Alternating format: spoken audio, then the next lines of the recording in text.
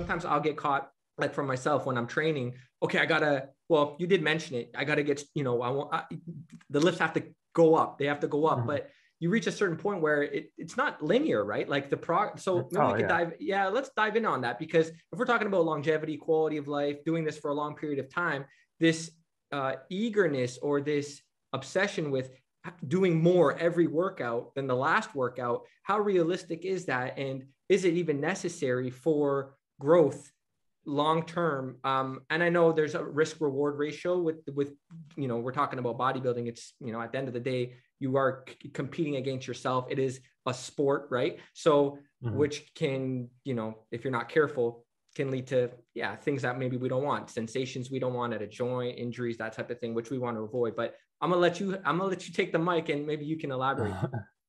Yeah. So, the idea of needing to beat the logbook, every session. I mean, that's something that was, drilled into me early on in my training career as well. And I sort of had to unlearn and understand, what creating a stimulus for hypertrophy actually required, So ultimately, I mean, this is a topic I've discussed quite a bit, but being able to add weight to the bar, being able to accommodate this additional performance is more so a result of positive adaptations that have occurred. And you're by getting better and doing more, ultimately what you're doing is like keeping pace with your rate of adaptations, if that makes sense. So if you can think of it as like a threshold that you need to cross in order for positive muscle growth to occur, that threshold is going to, be inching up across your training career. But as it's inching up, you're also capable of doing more.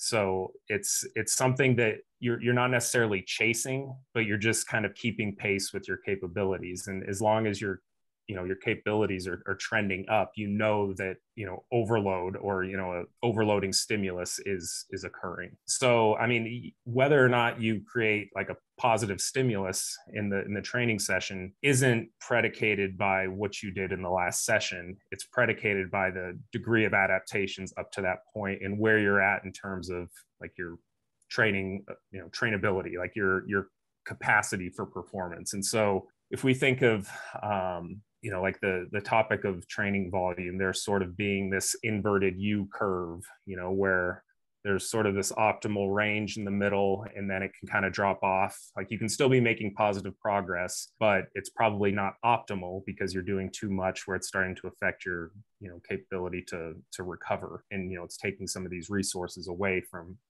adaptation. So if we think about this sort of the sweet spot at the top of this curve, like if we think of it as like a band in the middle, like we can hang out in that middle range and still be making positive progress, and so it's not like a finite point on a map that we need to cross in order for our cellular physiology to be like, okay, we can start building muscle now, like he did that extra rep, let's go.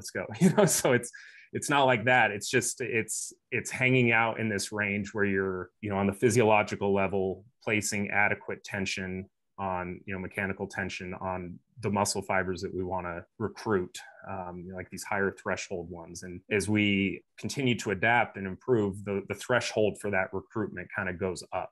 And so adding more weight, doing more reps is how we continue to kind of pull those into action and place tension on those. And so, but yeah, you can't force progression. And there's a difference between, well, you can force progression. You can't force progress necessarily. So, doing an additional rep with a load is a progression in the absolute stimulus, like it's doing more work. But, sometimes it's, if you're doing more work isn't necessarily the same as it being indicative of hypertrophy or positive adaptations. It could simply be that like your capabilities on that day.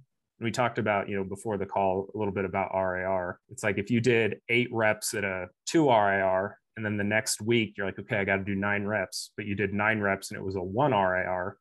It's like, that's basically the same like capabilities, it's like you just tried a little bit harder and got 1 more rep. So it's, have you adapted?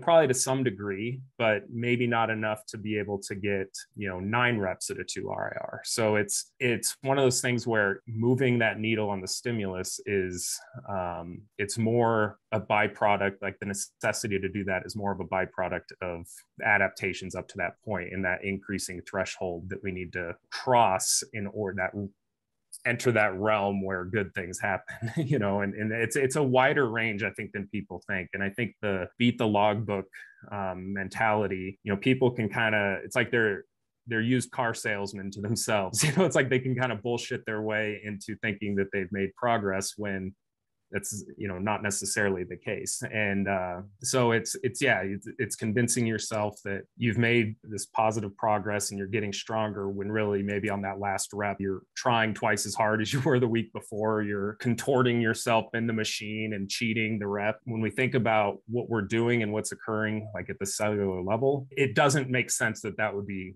the way it is, where like doing that additional rep is going to cause, with braking technique, is going to cause better adaptations. It's you're removing the stimulus from where you want at that point.